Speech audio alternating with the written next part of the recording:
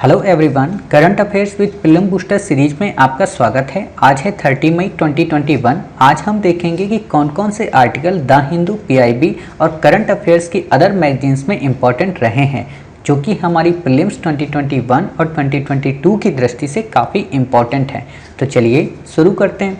जैसा कि आप देख रहे हैं, ये है 13 मई 2021। तो आज हम देखेंगे हिंदू, पीआईबी और अदर मैगजीन्स में कौन कौन से हमारे आर्टिकल सबसे ज़्यादा इम्पॉर्टेंट रहे हैं। तो हमारा आज का जो पहला आर्टिकल है वो टाइप्स ऑफ बायोमास या कहें कि बायोमास से रिलेटेड है। बायोमास होता क्या है, बायोमास के टाइप्स क्या होते हैं, इन सारी चीज़ों को हम काफ़ी अच्छे से डिटेल से पढ़ेंगे। तो जैसा कि आप जानते हैं कि वह संयंत्र या पशु सामग्री जिसका उपयोग बिजली या ऊष्मा का उत्पादन करने के लिए ईंधन के रूप में किया जाता है, हम कहते हैं कि वो बायोमास कहलाता है। जब भी आपको बायोमास जैसा शब्द मिले तो आप समझ जाना कि वो किसी न किसी जीव या पशु की सामग्री से ही रिलेटेड होता है। क्लियर? इतनी बातें आप समझ गए। इसमें क्या क्या होता है, इसमें लकड़ी का कभी उपयोग किया जाता है, तो कभी ऊर्जा वाली फसलों का जैसे एथनॉल वगैरह का, वनों का, मैदानों का या खेतों से निकलने वाले जो अपशिष्ट होते हैं, उन सब से इस प्रोसेस को पूरी तरीके से सफल बनाया जाता है। अब प्रश्न ये उठता है कि आखिरकार इसके फायदे क्या होते हैं। तो ये एक तरीके की अक्षय एनर्जी है। आप हमेशा पढ़ते होंगे अक्षय। अक्षय का मतलब ये होता है जो कभी क्षय ना हो। क्षय का मतलब ये होता है कि जो कभी समाप्त ना हो। जो कभी समाप्त ना हो का मतलब जो हमेशा चलती रहे। हमेशा चलती रहे का मतलब जो सतत हो। समझ गए? इतना ज़्यादा इसका मतलब होता है। अब आप कभी अक्षय ऊर्जा जब भी वर्ड आएगा तो नहीं भूलेंगे। इसे हम नवीकरणीय ऊर्जा के नाम से भी जानते हैं। नवीकरणीय का मतलब कि जो हमेशा विद्यमान रहती है। अनवीकरणीय ऊर्जा में जैसे कोयला, पेट्रोल, डीजल ये सारी चीज़ें आती हैं। ठीक है, काफ़ी सारे लाभ हैं। आपसे सिंपल सा क्वेश्चन जब भी यूपीएससी ऐसे पूछे ना कि बायोमास एनर्जी के क्या क्या लाभ हो सकते हैं, और वहाँ आपको वो 4 ऑप्शन देगा, ठीक है, और लास्ट में एक ऑप्शन देगा कि उपयुक्त सभी, तो वो हमेशा सभी होंगे ही होंगे। और आपको जानकर आश्चर्य होगा, बाकी तो हम आपको बताएंगे जब प्रीलिम लेट्स क्रैक सीरीज में जब बैक ईयर आपके कंप्लीट करा रहे होंगे तो वहाँ पे हम आपको ट्रिक्स और टैक्टिक्स बताएंगे लगभग 20 सितंबर के आसपास। यानी कि जो इस बार बच्चे प्रीलिम्स 2021 का दे रहे हैं उनको 20 सितंबर को बताएंगे, और जो 2022 का देंगे उनको उनके एग्ज़ाम के 20 दिन पहले बताएंगे। ठीक है, तो इस ट्रिक्स और टैक्टिक्स का यही काम होता है, ये बता देगी कि आपको अगर क्वेश्चन नहीं भी आता है ना तो कैसे सॉल्व करना है। जैसे इस बार 2020 पेपर में बहुत सारे ऐसे क्वेश्चन आए थे जो बच्चों को नहीं आते हैं कि ड्रोन का क्या उपयोग है, बट अगर आपको ये पता हो कि सब जब लाभ की बात आएगी, उपयोग की बात आएगी, तो उसके सभी ऑप्शन सही होंगे। और आप 2020 का पेपर उठाएं जिसमें सभी लिखा हुआ विकल्प लाभ का, प्रयोग का, आप उन सब में बिना देखे डी ऑप्शन लगा दें। ठीक है, और फिर आप आंसर की किसी की भी उठा लें, सब में आपको आंसर डी ही मिलेगा। ठीक है, ये ट्रिक है, बताएंगे आपको। आप निश्चिंत रहिए, प्रीलिम की गारंटी हमारी है। आपका प्रीलिम कैसे तैयार होगा ये हमारी रिस्पॉन्सिबिलिटी है। ठीक है, तो आप बिल्कुल निश्चिंत रहिए। 60 तो वो आएंगे जो हम बताएंगे, 60 प्लस में वो आप करके आएंगे जो किसी ने नहीं किए होंगे, वो ट्रिक्स और टैक्टिक्स से सॉल्व होंगे। ठीक है, यानी कि हमारी पूरी कोशिश रहेगी कि आप 80 प्लस ही सही करके आएँ। अब हम आपको इसके टाइप्स दिखा देते हैं ताकि आपके दिमाग में बना रहे। ये जैसे आप लोग हमेशा पढ़ते होंगे ना, बायोगैस का चैम्बर, आप लोग हमेशा गाँवों में या कहीं देखते होंगे, गोबर गैस जिसको बोलते हैं एक तरीके का, वैसा ही ये पूरा एक चैम्बर होता है जहाँ पे ये सारी प्रोसेस को फुलफिल किया जाता है। अब टाइप्स आप देख लीजिए, यानी कि इसमें अल्कोहल फ्यूल्स का उपयोग किया जाता है, लैंडफिल गैस का, वुड्स का, क्रॉप्स का, मैंने अभी आपको बताया। ठीक है, गार्बेज का मतलब जितना अपशिष्ट पदार्थ होता है उसका उपयोग यहाँ पे किया जाता है। ठीक है, इससे ज़्यादा आपको यहाँ पे कुछ भी पढ़ने की ज़रूरत नहीं है। अब जो हमारा आर्टिकल है वो काफ़ी इम्पॉर्टेंट है। हालांकि यूपीएससी इससे पहले आपसे क्वेश्चन पूछ चुकी है कि अटल पेंशन योजना क्या होती है। देखिए, ऐसे प्रश्नों में 3 ही जगह पे प्रश्न घुमाए जाते हैं। एक तो ये इसके प्रोविज़न को लेकर, दूसरा ये इसकी मिनिस्ट्री को लेकर, और तीसरा यहाँ पे क्वेश्चन क्या बनता है कि इसके संदर्भ में क्या लैप्सेबल है या नॉन लैप्सेबल है, मतलब कि ये पेंशन योजना केवल उसी व्यक्ति को मिलेगी या उसके बाद उसके अदर लोगों को भी मिलेगी, इस पे ही क्वेश्चन बनता है। और यूपीएससी ने जो हमेशा पूछा है वो है उम्र को लेकर, 18 से 65 या 25 से 65 ऐसे पूछता है, तो इस पे गलत कराता ही कराता है, वो बताएंगे ट्रिक्स में। बट अभी यहाँ पे आप प्रोविजन देख लीजिए कि ये 2015 में भारत के सभी नागरिकों, ये वर्ड याद रखना, भारत के सभी नागरिकों के लिए है, विशेष तौर पर जो गरीब हैं, वंचित हैं और जो असंगठित श्रम क्षेत्र के श्रमिक हैं। असंगठित क्षेत्र के श्रमिक का मतलब जो रोजमर्रा की दिहाड़ी पे मजदूरी करते हैं। संगठित का मतलब जो किसी कंपनी या ऑर्गेनाइजेशन में फिक्स हैं कि हाँ वो इतने दिन तक काम करेंगे ही करेंगे। जैसे रतन टाटा की कंपनी में अगर आप काम करते होते हैं या टिस्को में आप काम करते हैं या किसी मल्टीनेशनल कंपनी में आप काम करते हैं तो उसको बोलते हैं संगठित मजदूर। ठीक है, तो इतनी बातें हम समझ गए। सार्वभौमिक सामाजिक सुरक्षा है, सार्वभौमिक का मतलब सबको मिलेगी, किसी के साथ कोई भेदभाव नहीं होगा। ठीक है, फिर यहाँ पे एक इम्पॉर्टेंट प्रोविजन ये है, क्या ये सभी राज्यों में है? तो बिल्कुल ये सभी राज्यों में है और देश के सभी केंद्र शासित प्रदेशों में भी लागू है। अब आप में से बच्चे कमेंट बॉक्स में कमेंट करके बताना कि वर्तमान में इस समय कितने स्टेट हैं देश में और कितनी यूटीज़ हैं। ठीक है, कमेंट बॉक्स में बताना है आपको कि सर इतने स्टेट हैं, नाम नहीं लिखते हैं, केवल नंबर बताने हैं कि इतने स्टेट हैं और इतनी यूटीज़ हैं, क्योंकि हम चाहते हैं थोड़ा आप हमारे साथ कोऑपरेट करते हुए तैयारी करें। ठीक, इसे इम्प्लीमेंट कौन कर रहा है? इसे पेंशन फंड नियामक एवं विकास प्राधिकरण के द्वारा एडमिनिस्ट्रेट किया जाता है, यानी कि प्रशासित किया जाता है, यही इसे देखती है। ठीक है, फिर इम्पोर्टेंट जो बात है वो है कि इसमें 18 से 40 वर्ष की मध्य आयु के लोग या मध्य आयु वाला कोई भी भारत का नागरिक पार्टिसिपेट कर सकता है। ठीक है, ये लाइन काफ़ी इंपॉर्टेंट है। यहाँ पे आपको घुमा देगा कि 18 से 65 वर्ष हैं, तो नहीं साहब, 18 से 40 वर्ष के लोग इसमें पार्टिसिपेट करते हैं, इंडिया का कोई भी मेंबर। ठीक है, और ख़ास बात क्या है कि जो लोग मान लीजिए 18 वर्ष के हैं, अगर वो 25 वर्ष में इसमें पार्टिसिपेट करेंगे तो आप बताइए 7 वर्ष ये लेट हैं, तो इनको जो पैसा पे करना पड़ेगा, एक इसमें होता क्या है कि आपको शुरू में कुछ रुपए पे करने पड़ते हैं। जैसे हर महीने आप 1000 रुपये पे करेंगे, हर महीने 10,000 पे करेंगे, तो इसका एक टोटल अमाउंट के रूप में आपको बुढ़ापे के बाद मिलता है, यानी कि जब आपका बुढ़ापा शुरू होता है उस समय आपको एक पेंशन के रूप में पैसा मिलता है, जैसे गवर्नमेंट एम्प्लॉय को मिलता है। ठीक है, तो उसी लिए इसको इम्प्लीमेंट किया गया। तो सिंपल सी बात है कि अगर आप लेट शामिल होंगे तो पीछे के बैकडोर को कवर करने के लिए आपको ज़्यादा पैसा पे करना पड़ेगा, और जो 18 वर्ष में ही शामिल हो गए तो उन्हें कम लागत देनी पड़ेगी। ठीक है, अगर आप में से किसी को बुढ़ापे की अपनी चिंता हो तो आप लोग पेंशन ले सकते हैं, वैसे आप लोगों को ज़रूरत नहीं है क्योंकि आप तो गवर्नमेंट एम्प्लॉय बनेंगे ही। ठीक है, आप ऐसे देख सकते हैं प्रोविज़न 18 से 40, 60 वर्ष की उम्र के बाद पेंशन मिलती है। आप इसमें 1000 रुपये, 2000, 3000, 4000, 5000 कितना भी प्रतिमाह देकर पैसा अपना वो कर सकते हैं। कम से कम 40 वर्षों तक प्रीमियम आपको भरना है। सिंपल सी बात है कि आप ऐसे समझ जाइए कि जैसे 20 वर्ष में आपने शुरू किया तो 60 वर्ष तक आपको प्रीमियम देना है, यानी कि 60 वर्ष तक आप जब 1000 रुपये देंगे तब आपको 6000 रुपये मिला करेंगे, यानी कि पेंशन के रूप में। ठीक है, 6000, 5000 अलग अलग है होता है, तो यहाँ पे इन्होंने 5000 प्रति माह का चुनाव किया है। ठीक है, अगर नामनी मर जाता है तो उसके बाद, सॉरी नामनी कह रहा हूँ, जिसने आवेदन किया है पेंशनर, अगर उसकी मृत्यु हो जाती है तो उसके किसी रिश्तेदार को मिलता है, पति या पत्नी को मिलता है।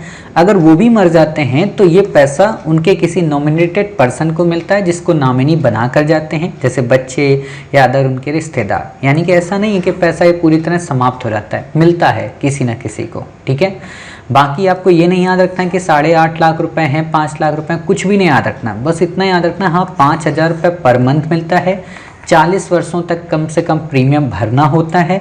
ठीक है, 18 से 40 वर्ष की उम्र होती है, 60 वर्ष के बाद मिलता है, 1000 के आसपास 2000 तक आप प्रतिमाह पेंशन यहाँ पे कर सकते हैं। अब प्रतिमाह को ये प्रति सप्ताह कर देते हैं, कई बार 2 महीने कर देते हैं, कई बार 3 महीने कर देते हैं, तो यहाँ पे आप गोला लगा लिया करें जब आप अपनी बुकलेट में वो यूज करें। ठीक है, इतनी बातें आप समझ गए। चलिए अगला आर्टिकल देखते हैं, कौन सा? वन गुज्जर को लेकर है। वन गुज्जर को लेकर क्या है कि वन गुज्जर समुदाय अभी हाल ही में चर्चा में रहे हैं। उत्तराखंड में, हिमाचल और जम्मू कश्मीर जैसे हिमालयी राज्यों की तलहटी में खानाबदोश समुदाय हैं। परसों आपने पढ़ा था एक समुदाय कौन सा, मालधारी, ये कहाँ पे था, हमने आपको बताया था गुजरात में। क्लियर।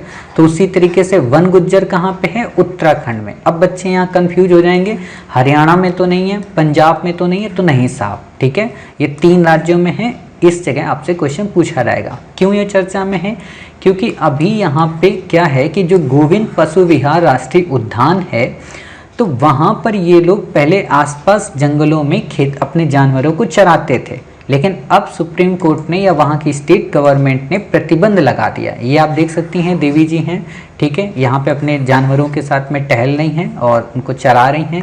ये सज्जन महोदय दूध दूह रहे हैं, ठीक है। तो देखो कितना इनका सौभाग्य है भैंसों का कि आप लोगों को भी नहीं देख रही हैं, मतलब कह रही नहीं हमें आप लोगों को देखना ही नहीं है, आप लोग क्यों हमको पढ़ रहे हो, शर्मा रही है बेचारी, ठीक है।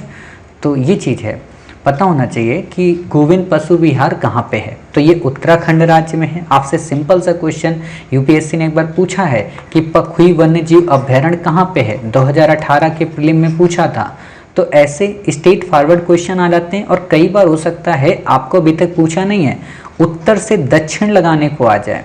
मान लीजिए एक उत्तराखंड का दे दे, दूसरा मध्य प्रदेश का दे दे, तीसरा आपको तेलंगाना का दे दे और चौथा तमिलनाडु का, और पूछे कि उत्तर से दक्षिण लगाइए, तब आप कंफ्यूज हो सकते हैं। तो हम आपको हर एक डायमेंशन में इसे कवर करा देंगे। तो सिंपल सी बात पहले ये कि गोविंद पशु विहार कहाँ पे है, उत्तराखंड राज्य में। किस नदी के उसमें, टोंस नदी के जल ग्रहण क्षेत्र में आता है। टोंस नदी किसकी ट्रिब्यूटरी है, यमुना की ट्रिब्यूटरी है, ठीक है। अब आप हमें ये बताइएगा कि यमुना की अन्य ट्रिब्यूटरी कौन कौन सी हैं, इसको भी आप कमेंट बॉक्स में बताइएगा। 2 बातें हमने आपसे पूछी हैं, कौन से स्टेट हैं, कौन से केंद्र शासित प्रदेश हैं। जब आप ऐसा हमारे साथ करेंगे ना, तो आपको ये चीज़ें हवा में याद हो जाएंगी, मतलब किसी की ज़रूरत ही नहीं पड़ेगी, आपको अपने आप सब याद हो जाएंगी। अब आप देख सकते हैं गोविंद वाइल्ड लाइफ सेंचुरी, ठीक है, कहाँ पे, डिपार्टमेंट ऑफ फॉरेस्ट उत्तराखंड। अब आप कभी नहीं भूलेंगे क्योंकि आपने देख लिया, आप घूम भी आए और यहाँ पे आप व्हीकल का 500 रुपये पैसा फॉरेनर वाले दे भी आए, ठीक है। तो आपको पता होना चाहिए, इससे ज़्यादा आपको करना ही नहीं है। चलिए अब देख लेते हैं कि उत्तराखंड में और कौन कौन से संरक्षित क्षेत्र हैं। कई बार आपसे यहाँ पे भी क्वेश्चन पूछा जाता है कि उत्तराखंड के और कौन कौन से संरक्षित हैं। तो एक ही जगह हम पढ़ लेते हैं कि पहला तो है जिम कॉर्बेट राष्ट्रीय उद्यान, जो भारत का पहला राष्ट्रीय उद्यान है। दूसरा है फूलों की घाटी, तीसरा नंदा देवी, चौथा राजाजी, पांचवा गंगोत्री और छठा नंदौर वन्यजीव अभ्यारण्य। काफ़ी इंपॉर्टेंट हैं, आपसे क्वेश्चन पूछेगा। यूपीएससी ने हमेशा फूलों की घाटी को अरुणाचल प्रदेश से अक्षांशी रूप में कोशिश की ये पूछने की कि फूलों की घाटी और नंदा देवी को आप क्रम में बताइए, ठीक है। तो आपको पता होना चाहिए। एक बार हम फूलों की घाटी आपको दिखा देते हैं ताकि आप समझ जाएं। ये है हमारा प्यारा भारत, ठीक है। प्यारे भारत में हम जाएंगे कहाँ पे, उत्तराखंड, और उत्तराखंड में हम ढूंढेंगे कहाँ पे, flowers valley. Clear, flowers valley शायद अगर आपको मिल जाए यहाँ पे, हाँ ये देखिए वैली ऑफ फ्लावर्स। अब यहाँ पे हम चल रहे हैं, बिल्कुल आपने फिल्मों में, जो पुरानी फिल्में आती थी जब नायक और नायिका गाना गाते थे, उनको प्यार मोहब्बत होती थी, ये देखिए ये है फूलों की घाटी एक तरीके की, ठीक है। तो आप इसको ऐसे देख सकते हैं, यहाँ पे ये 2D डायमेंशन है, ये 3D आपका डायमेंशन है, ठीक है। ऐसे देखिए, थोड़ा सा और हमें पीछे जाना पड़ेगा क्योंकि हम ज़्यादा उसके नज़दीक पहुँच गए। तो ये आप देख सकते हैं, ठीक है।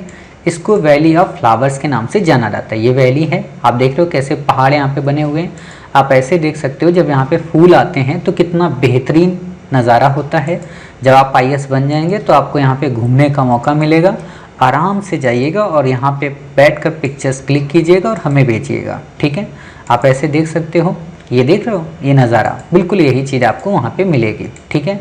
उम्मीद है आप समझ गए। चलिए अब आपने ये देख लिया, अब बात आती है कि कुछ अदर्स और कौन कौन सी लोकेशन हैं। तो आप यहाँ पे देख सकते हैं, जैसे नंदा देवी नेशनल पार्क हमने बता ही दिया, जिम कॉर्बेट बता ही दिया, राजाजी बता ही दिया, valley of flowers, Gangotri, Kedarnath wild life sanctuary आपको नहीं मिली है, बिनसर वाइल्ड लाइफ सेंचुरी आपको नहीं मिली है, सोनांदी वाइल्ड लाइफ सेंचुरी काफ़ी ज़्यादा इंपॉर्टेंट है।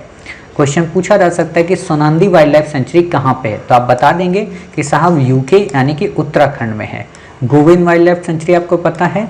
अस्कोट मस्क डियर कहाँ पे है? उत्तराखंड में, ये इंपॉर्टेंट है। अस्कोट इंपॉर्टेंट है, सोनांदी इंपॉर्टेंट है, ठीक है। Valley of flowers, Nanda Devi और जिम कार्बेट। क्लियर? चलिए इतनी बातें आप समझ गए।